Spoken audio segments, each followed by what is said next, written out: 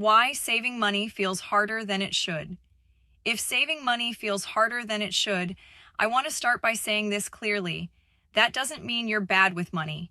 A lot of capable, thoughtful people struggle to save, not because they're careless, impulsive, or undisciplined, but because they're trying to save inside systems that quietly work against them.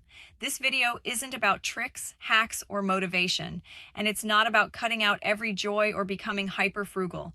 Instead, we're going to slow down and look at why saving feels heavy in the first place, what's draining energy, where the pressure actually comes from, and what a supportive money system looks like when it's doing its job. The goal here isn't urgency, it's relief.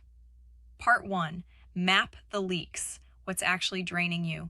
Most people think saving fails because of big purchases, but more often, money leaks through small, repeated strain points. Here are the most common ones. First, decision fatigue. When saving depends on you deciding over and over again whether you should spend, your brain gets tired. Every coffee, every delivery fee, every "is this worth it" moment pulls from the same mental reserve. Eventually, fatigue wins. Second, irregular expenses, car repairs, annual subscriptions, medical bills, gifts, travel. These aren't surprises, but they often feel like surprises because they aren't built into the system. When they show up, they wipe out progress and create discouragement. Third, invisible costs. Subscriptions you forgot about, fees that seem too small to address.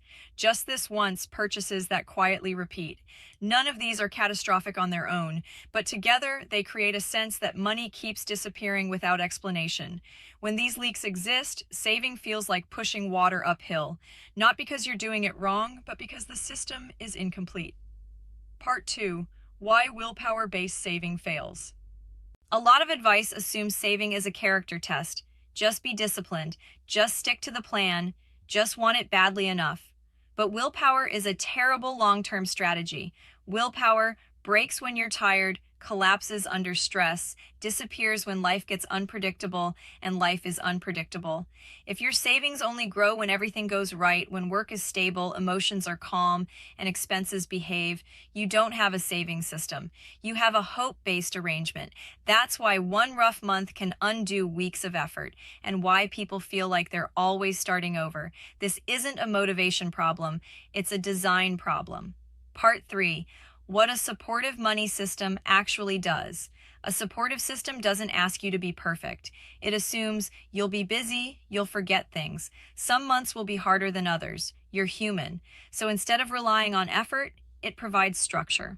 A supportive money system does 3 things well. First, it reduces decisions. Money moves automatically where possible, even if the amounts are small. Saving happens without a daily debate. Second, it absorbs irregularity. Unexpected expenses don't feel like failure because they were anticipated. The system expects life to happen. Third, it protects progress.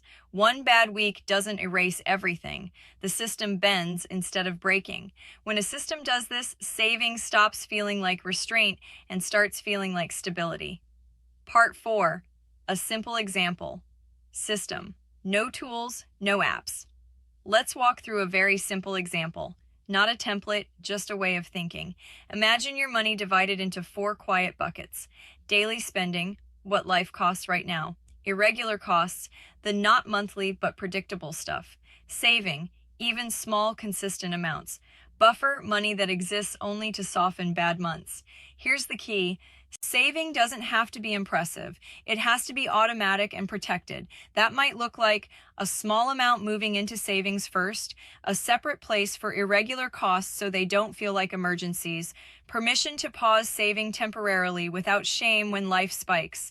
Nothing fancy, nothing extreme. The system works because it expects reality, not perfection. Part 5. Ending with relief, not urgency. If saving money has felt harder than it should, I want you to hear this clearly. You don't need more pressure, you don't need stricter rules, and you don't need to overhaul your entire life. You need a system that doesn't ask you to compensate all the time. Instead of asking, "Why can't I stick to this?" try asking, "Where is this system asking me to absorb too much?" That question removes shame, and it gives you something concrete to work with, A good money system doesn't make you feel powerful overnight, it makes you feel steadier. And when effort finally leads somewhere, saving stops feeling hard and starts feeling possible. If this helped you see your situation differently, that's the point. This channel is about understanding the systems shaping our lives, so effort stops being wasted and difficulty stops feeling personal. You're not behind, and you're not broken. Sometimes relief comes not from effort, but from better design.